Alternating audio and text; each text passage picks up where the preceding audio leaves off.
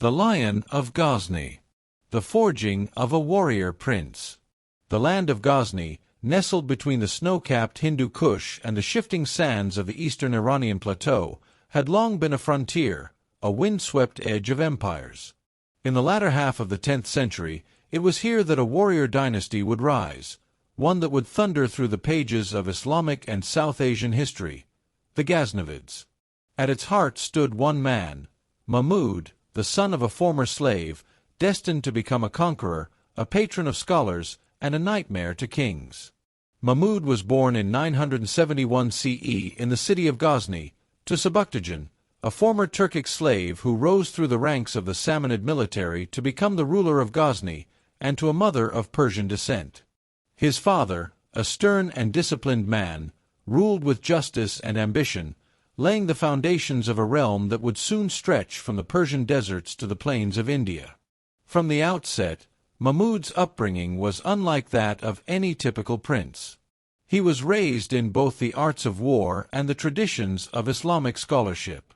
By the age of 10, he had memorized large portions of the Quran and was studying Arabic grammar, Persian poetry, and Islamic law. But it was the clang of steel and the command of soldiers that excited him most.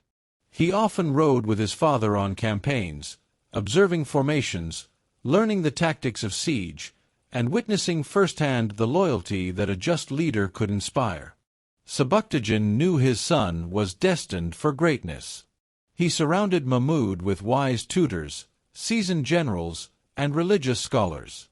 The boy grew up listening to tales of Alexander's expeditions, the exploits of Caliph Umar, and the glories of Persian heroes. These stories stirred in him a longing not just for conquest, but for legacy.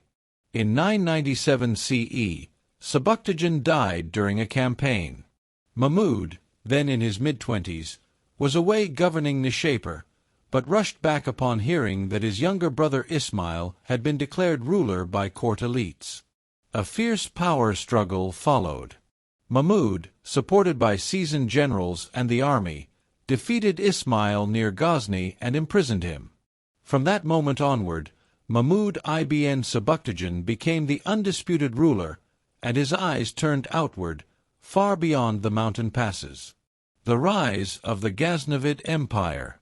Mahmud's early reign was marked by consolidation. His goal was not merely to survive, but to transform Ghazni from a principality into a power. He sent envoys to the Abbasid Caliph in Baghdad, gaining formal recognition and the grand title Yaman al-Dawla, the right hand of the state, and later Amin al-Millah, the trusted of the faith. But Mahmud was not content with titles. He had three objectives: to expand Islam, to build a prosperous empire, and to secure an eternal name for himself in both this life and the next. These ambitions led him east, toward the Indian subcontinent, a land of vast wealth, ancient temples, and fractured kingdoms. His first expedition into India was in 1001 CE, against Raja Jaipal of the Hindu Shahi dynasty. The battle took place near Peshawar, and it was decisive. Jaipal, despite fielding elephants and heavy cavalry, was outmaneuvered. Mahmud's use of swift cavalry attacks and flanking maneuvers shattered the Hindu army. Jaipal was captured, but Mahmud, perhaps to send a message, released him, only for Jaipal to later immolate himself in shame. His son, Anandpal, would inherit the throne and Mahmud's enmity. Over the next 2 decades, Mahmud would lead 17 campaigns into India, each with its own objective, some to gather wealth, others to neutralize enemies, and a few explicitly to spread Islam and secure holy sites. Unlike typical raiders, Mahmud did not loot and vanish. He established garrisons, collected tribute, and forged alliances with discontented local rulers. His campaigns had the precision of a surgeon's blade and the fury of a storm. Among his notable victories was the Battle of Hind, 1008 CE, where he faced a powerful confederation led by Anandpal. The Hindu army was vast, with war elephants and alliances from Rajasthan to Kashmir. But Mahmud had mastered the art of psychological warfare. In a move that became legend, he provoked the enemy elephants into confusion, turning their might against their own ranks. The result was a crushing defeat that broke the backbone of Hindu resistance in Punjab. Yet Mahmud was not just a warrior. He was building something. The treasures he gained from India were poured into Ghazni, which he transformed into a glittering capital. Mosques with Persian calligraphy, colleges filled with books from across the world, and gardens that mirrored the descriptions of paradise in the Quran, all rose under his rule. His court became the center of Persianate culture. Poets like Ferdowsi, who penned the Shahnameh, and polymaths like al-Biruni, who wrote treatises on astronomy, India, and philosophy, found patronage here. Ferdowsi's relationship with Mahmud was famously strained. The poet sought greater reward for his work than Mahmud offered. Al-Biruni, however, traveled with Mahmud on campaigns and documented Indian customs, science, and language in astonishing detail. Mahmud may have arrived with a sword, but he left behind a golden age of knowledge. The Somnath campaign and the height of power. By the year 1025 CE, Sultan Mahmud of Ghazni had already carved his name deep into the heart of Central and South Asia. His empire stretched from the Caspian Sea to the Yamuna River, and his reputation, both as a devout champion of Islam and as a fearsome warrior, had crossed deserts and mountains alike. Yet, one campaign would elevate his name to near-legendary status: the raid on Somnath. The Temple of Somnath. The Somnath Temple stood on the shores of the Arabian Sea in Gujarat, in western India, a rich and sacred shrine of Lord Shiva, famed across the subcontinent. Its vaults were said to overflow with gold, pearls, and gems donated over centuries by kings and pilgrims. For Mahmud, Somnath represented more than just wealth. It was a symbol of defiance, power, and an opportunity to strike a monumental blow to the heart of Hindu resistance. But getting there was no easy task. The journey through the Thar. Mahmud's army, over 30,000 cavalry and archers, along with siege engineers and tribal auxiliaries, had to cross the scorching Thar desert. Supplies were carefully rationed. Water sources were secured, and scouts kept watch for any ambushes from local rulers. Resistance did come, from desert tribes and Rajput clans who knew the terrain, but Mahmud's military discipline kept the force intact. Finally, after weeks of grueling march, the great army reached the coastal region of Gujarat and laid eyes on the shimmering temple, standing tall against the sea winds, its spires tipped in gold. The siege and the storm. Local rulers had gathered to defend the shrine, and thousands of devotees took refuge within its walls. But Mahmud had come prepared. His siege engineers, trained in the Persian and Central Asian styles, deployed battering rams, ladders, and flame-throwing devices, innovations rarely seen in India at the time. According to accounts, the battle around Somnath was fierce, and although modern historians question the scale of the bloodshed, the siege lasted days. Mahmud reportedly offered the defenders safety if they surrendered, but they refused. When his forces breached the temple's defenses, they found an army of devotees ready to die defending it. Mahmud's men entered the temple, and the idol of Shiva, called Somnath, was shattered. According to one chronicler, Mahmud broke it into pieces and sent fragments to Mecca, Medina, and Ghazni, to be embedded in the steps of mosques, a symbolic message of Islam's triumph over idolatry. The temple's treasure was immense. Chroniclers claimed it took hundreds of camels to carry it back. The exact figures are debated by modern scholars, but what is clear is this: the Somnath raid made Mahmud's name immortal, praised by some as a defender of faith, and cursed by others as a destroyer of sacred heritage. After Somnath, glory and politics. The Somnath campaign had consequences beyond war. It sent shockwaves across Indian kingdoms, and many smaller rulers began sending tribute to avoid a similar fate. But Mahmud never sought to rule India as a whole. His interest was in raids, not administration. He preferred strong outposts and loyal vassals in frontier towns like Lahore and Multan, while Ghazni remained the imperial heart. Still, not all accepted his authority. Rebellions flared in Khorasan, and ambitious governors had to be brought back in line. Mahmud responded with swift campaigns, combining military might with diplomatic alliances, and balancing Turkish slave soldiers, Persian bureaucrats, and Afghan tribal warriors in a delicate court hierarchy. Despite all this, Mahmud remained deeply religious. He prayed regularly, gave vast sums to religious scholars, and constructed hundreds of mosques across his realm. The most famous was the Friday Mosque of Ghazni, adorned with marble columns and intricate Kufic calligraphy, a jewel of Islamic architecture. A court of genius. The cultural achievements of Mahmud's court cannot be overstated. His palace became a magnet for the greatest minds of the time. Al-Biruni, the brilliant polymath, traveled with Mahmud into India, studying Sanskrit, Hindu cosmology, and Indian mathematics. He would later write Kitab al-Hind, a groundbreaking text on Indian society that showed remarkable tolerance and curiosity. Ferdowsi, the great Persian poet, completed the Shahnameh, a 50,000-line epic of Persian kings and heroes. Though his relationship with Mahmud soured, likely over payment and politics, his work would become a cornerstone of Persian identity for centuries. Mahmud's patronage of science, poetry, and architecture made Ghazni a rival to Baghdad, Bokhara, and Isfahan, a beacon of Islamic civilization on the edge of the Indian world. Governance, power, and the road to decline. A master of empire.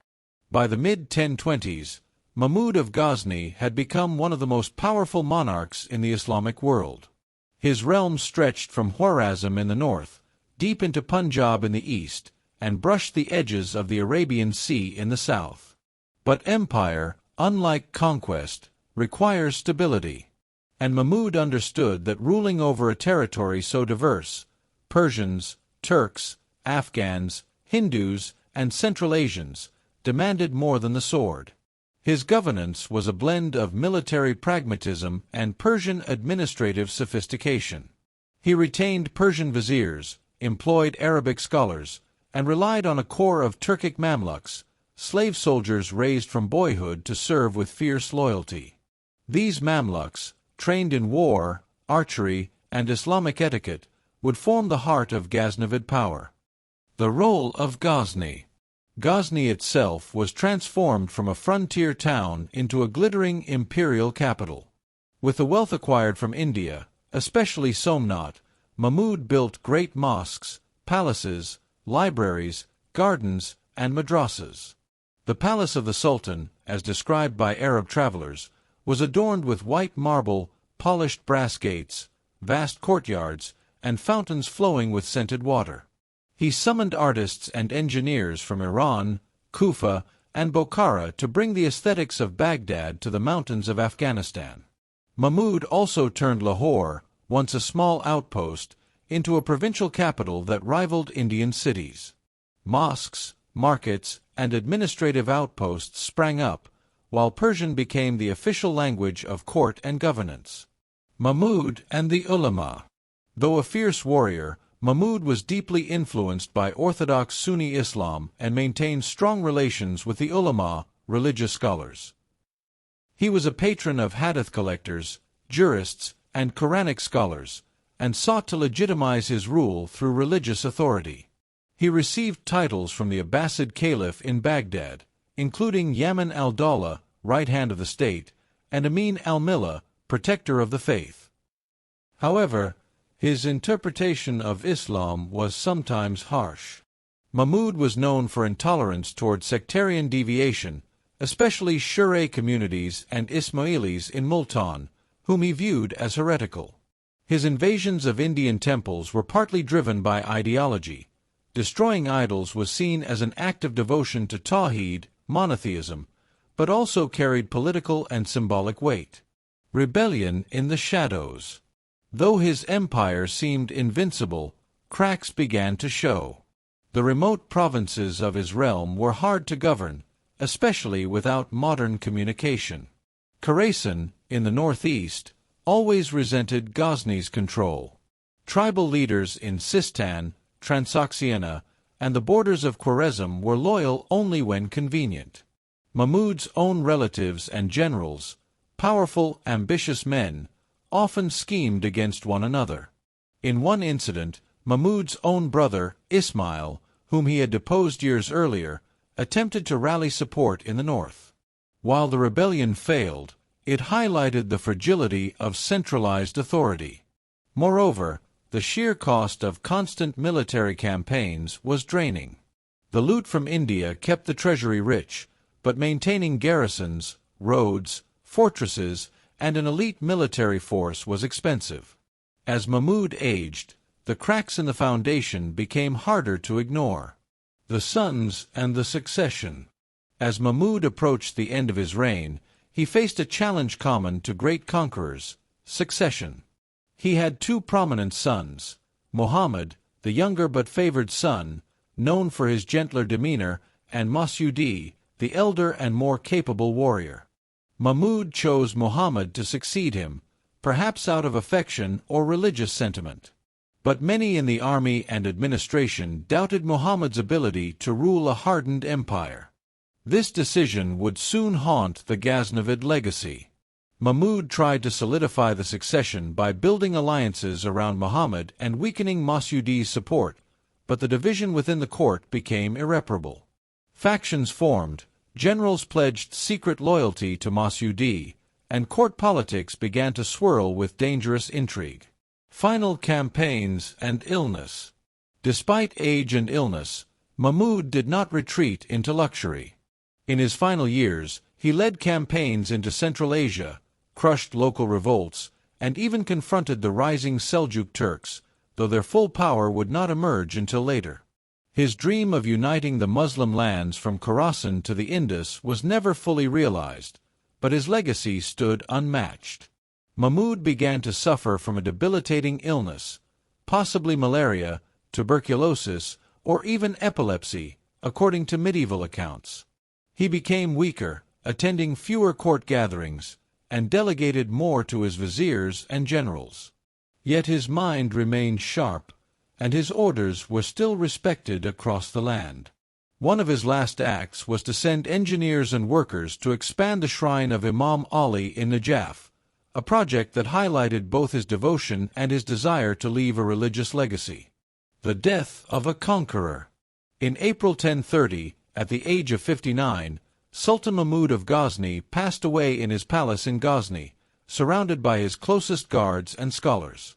His death sent waves of uncertainty across the empire. He was buried in a simple mausoleum, not far from the great mosque he built.